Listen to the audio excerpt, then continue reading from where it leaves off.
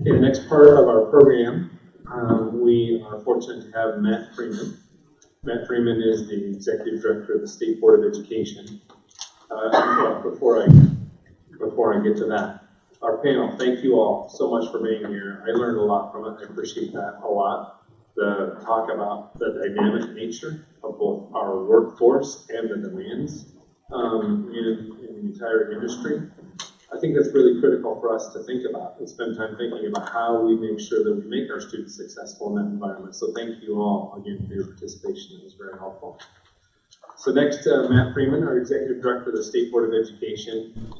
So Matt Freeman, before he became Executive Director of the State Board of Education, was the Chief Fiscal Officer for the State Board of Education. And before that, he was a Budget Policy Analyst in the Legislative Budget Office, where he worked with the Joint Finance Committee on funding all of Idaho's education system. So Matt has a deep appreciation for how Idaho's education system works and how it is funded and where it is headed. And in his role as Executive Director of the State Board, he is in charge of making sure that the State Board of Education's meetings are productive, that we get things done, and we're moving higher education and all of Idaho's education system forward. So we're really lucky to have Matt here today to talk about what the State Board of Education strategic plan is, and that way we will have a good picture for our role and how we fit into that. So, Matt, thank you.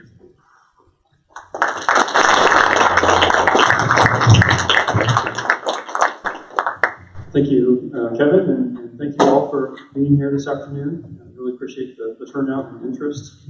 You know, it's interesting because Debbie and Kevin and I did not compare notes. We didn't talk about what we were going to discuss, and yet there's remarkable continuity in what they have said and some of the things that I'll be sharing with you. And I think that demonstrates how unified that we are in our thinking for the future for higher education and for Idaho State in particular. As Debbie mentioned in her opening remarks, the State Board is comprised of 8 members. 7 are appointed by the governor for 5-year terms as nonpartisan appointments. And then the 8th member is the State Superintendent of Public Instruction, which is a statewide elected official. And Idaho, so that board of 8 is the single governing body for all of public education, kindergarten through PhD. And in that capacity, it's really uniquely positioned to facilitate a seamless education system. And the State Board has been effective in influencing major reform in education by providing critical links between K-12 and post-secondary education.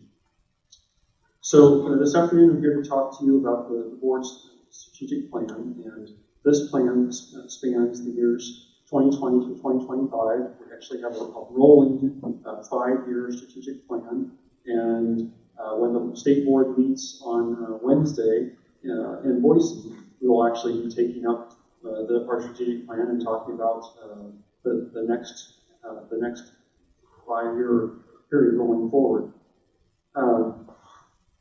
And I really appreciated Sonny's remarks that he had to share with in providing an overview of the Northwest Commission and the 2 standards that they are focusing on, student success and compliance, right? And that Debbie and I were just talking amongst ourselves during that. It's like, wow, this is a great opportunity for us to hear where the Northwest Commission is headed and how the State Board can align our strategic plan with that, so that we don't, we will be on a parallel path. We certainly don't want to be on divergent paths or working against each other. So that was very helpful for us to hear. So President Satterley asked that I just talk about the board's plan because it is the foundation for all of public education, including higher ed in the state. And the institution's specific strategic plans are expected to align with and feed into the State Board's plan. And each of our higher education institutions play a unique role in helping us collectively realize our intended outcomes. So, over a year ago, Kevin introduced me to the book Start With Why.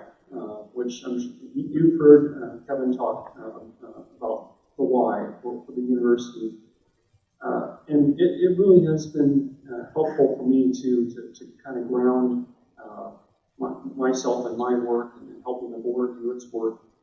And the fundamental premise of the book is that people don't buy what you do, they buy why you do it.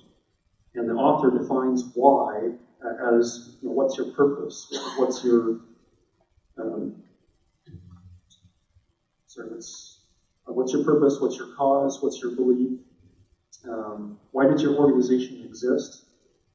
And once you establish the why, only then do you move on to the how and then finally the what. And for the state board, the why is students. Does that sound familiar? In everything that we do, we view through the lens of what is in the best interests of students. That is our why. And this core purpose manifests itself in an aggressive and innovative policy agenda focused on student success. That's our what. Our how is development and implementation of nation-leading student access and success strategies.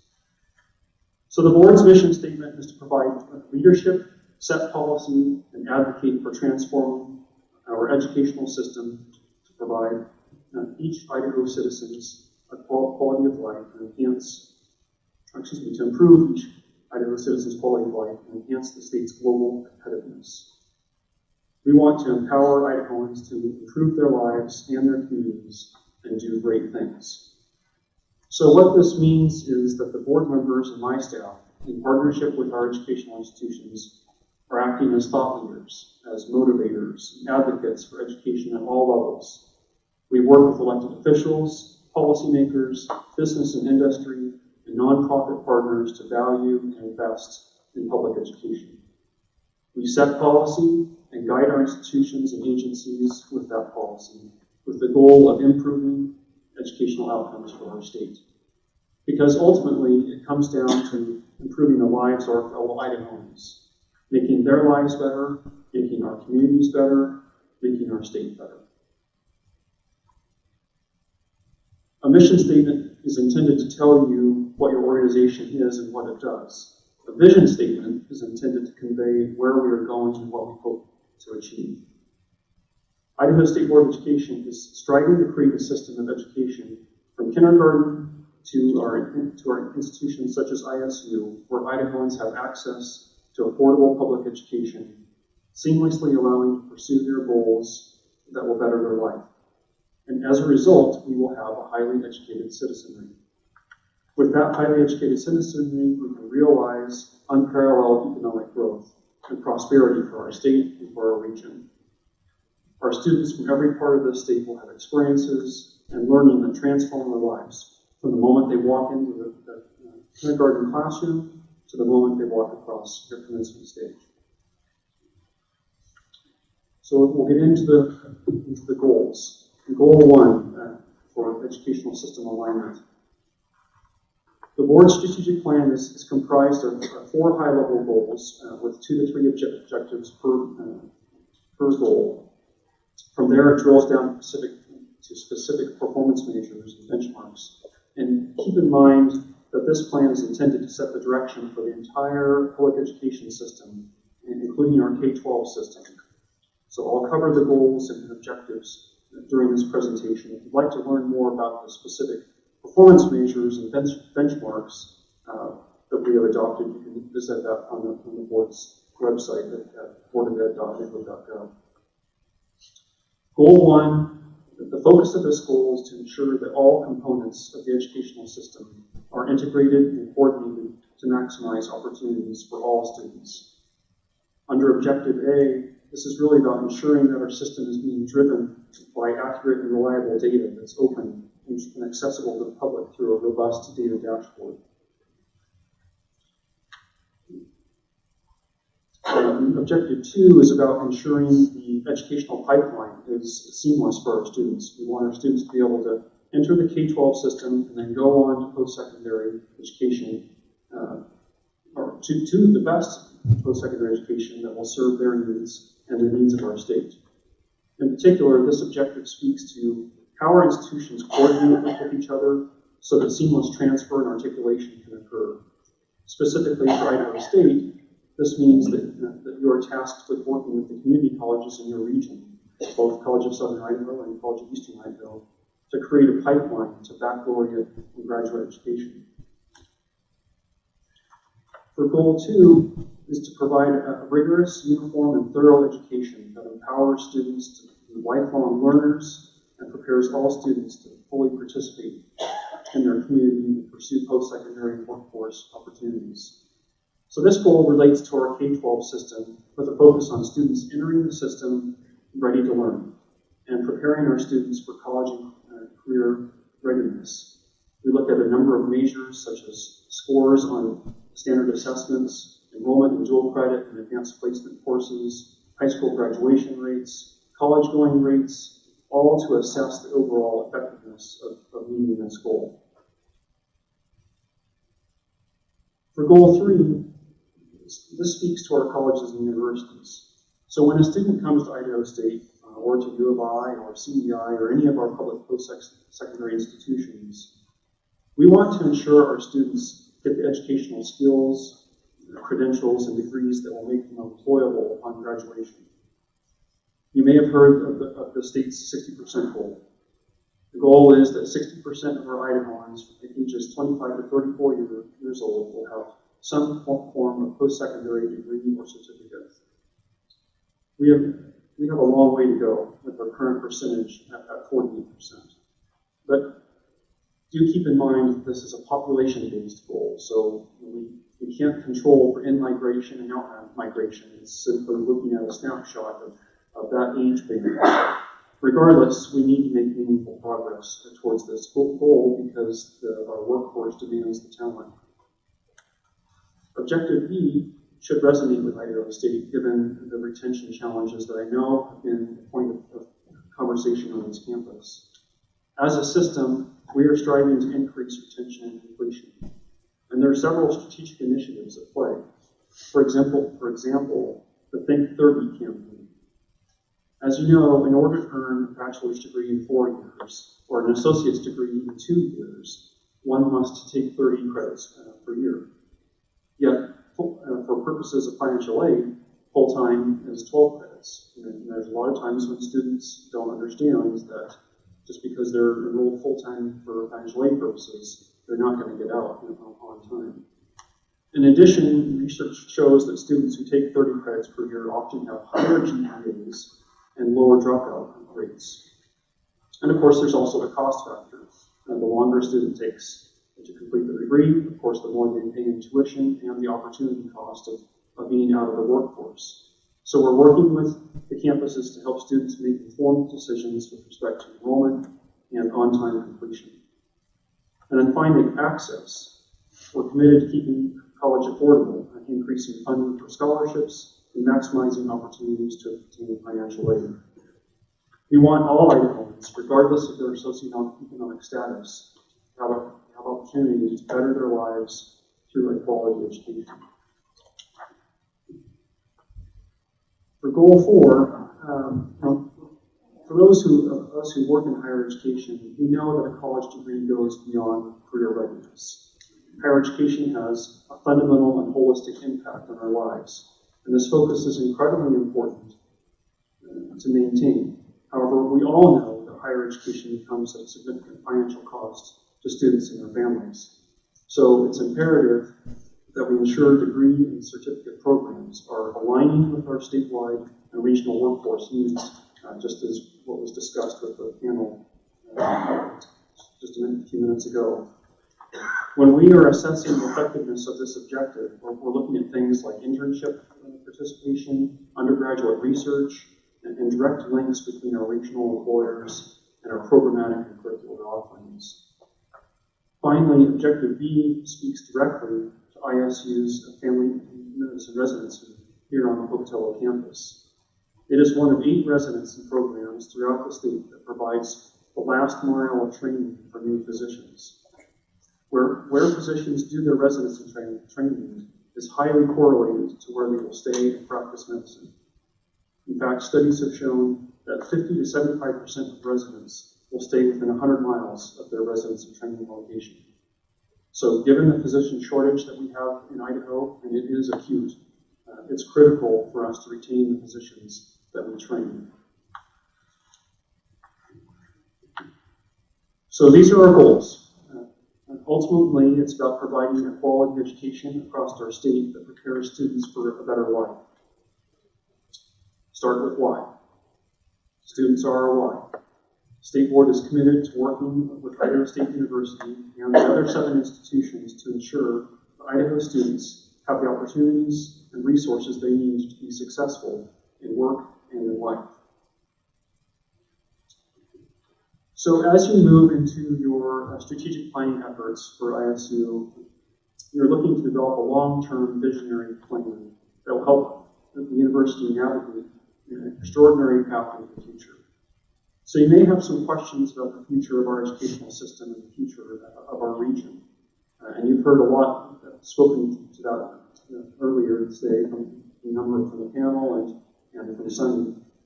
But since I have a microphone, I'm still going to talk about some of these things. So just in terms of the direction of the State Board of Education, where is it moving? As you know, we have 4 new presidents at all 4 of our 4-year institutions. And these presidents have publicly committed to unprecedented solidarity and collaboration. And this new paradigm is not coincidental or serendipitous. When the State Board interviewed candidates for these 4 presidency positions, it was very purposeful in articulating its vision. The board supports each institution and wants to highlight what makes them unique. But we also want to leverage a system which is greater than the sum of its parts. Parochialism and turf wars are polarizing and are certainly not in the best interest of students. So this refreshing new mindset held by the college and university presidents is authentic and it's powerful.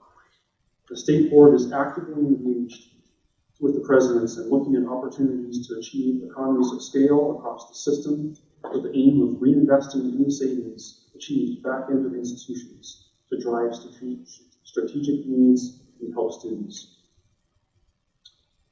What about the future of Idaho's higher education system? Well, this kind of overlaps with the previous, in terms of the direction of the board, because from a high-level policy perspective, as goes the direction of the State Board, so goes the future of Idaho higher education. Now, it's not meant in any way to diminish the work that you all do every single day on your campus to advance the mission of this great university. The implementation of the board's policies and initiatives can't happen without you. A lot has been said this afternoon about the value proposition, and I think, Sunny, you alluded to earlier in your comments, kind of the anti-intellectual, anti-science narrative that we hear, both in the national media and in the state, and that is a real thing that we're having to confront with policymakers and with media and others. Is simply this false narrative that higher education is not worth it. College isn't worth it anymore, and there's the College Board, which is the organization that owns the SAT and other standardized tests. They do a report every 3 years, and I was just glancing through that last week, and the report found there were findings in the report which are none of which will be a surprise to you, but I think it's still powerful in that it's a national report from a very reputable source. We just talked about how a 4-year college graduate who enrolls at age 18 with median earnings can expect to earn enough by age 33 to compensate for being out of the labor force for 4 years and for borrowing the whole tuition and fees without any grant aid. So by age 33, you've made up the entire amount as a college graduate. Over the course of a lifetime, and accounting for the cost of retaining the degree, individuals with a bachelor's degree earn about $400,000 more than individuals with a high school degree. And the the financial benefits of an associate's degree are roughly half as large. But of course, we know that the benefits of a college education extend far beyond financial gains. Most educated citizens have greater access to healthcare and retirement plans. They're more likely to engage in healthy behaviors, to be active and engaged citizens, and to be in a position to better provide better opportunities for their children. As President Green at the University of Idaho likes to say, a college degree makes you healthier, wealthier, and wiser. And I think that pretty much sums it up. How about the impacts to the regional context here? Idaho State University is such a powerful engine for economic development for all of Southeast Idaho. Both as an employer, it's a very large employer for this area. Obviously, it also provides talent for other local employers within the region and throughout the state. And it empowers students to improve their lives and their communities.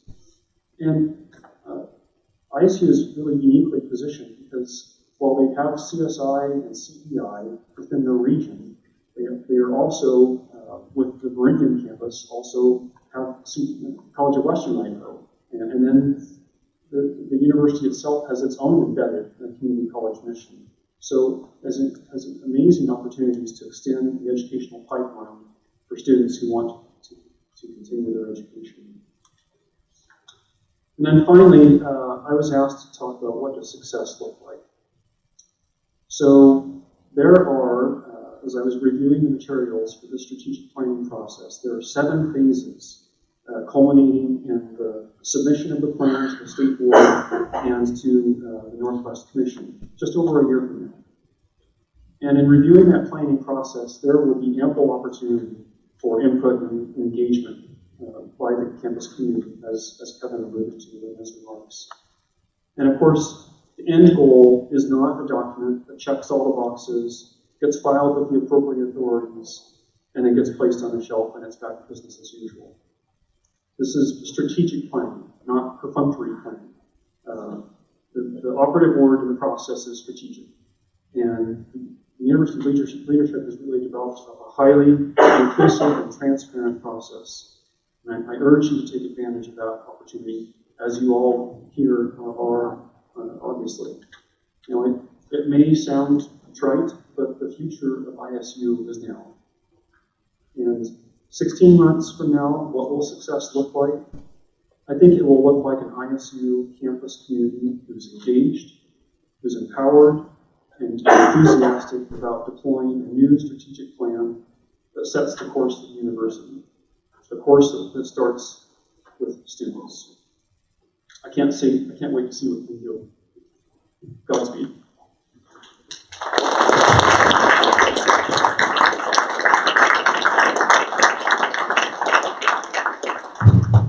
Thanks, Matt. Appreciate that. So thank you to all of our participants today, but thank you to everybody in the room today. Given the importance of the topic that we are about to embark on, this journey to create our new strategic plan, I think today was a significant start to that process. To meet the needs of our students, to ensure student success in this new economy that Sunny spoke to us about, to ensure that we are preparing our students for what our panel of experts talked about in terms of the dynamic nature of our economy, about the flexible education that we have to give our students to be prepared for that, so that they are the critical thinkers that can thrive, that they are the problem solvers, the team workers, the good communicators, and that they have the skill set to be a success. I think this was a good start. To perform our role in meeting the State Board of Education's goals of producing students who can move our entire society forward, not just our economy, but our economy, our way of life, our society. That's the goal of our strategic plan. I think starting off with all of these experts and taking it in the context of the State Board's plan, in the context of the new economy and our duty to our students to get them ready, is an important start to this process. So thank you all very much for participating today and being involved, and I look forward to what we're going to be able to accomplish. So thank you all very much.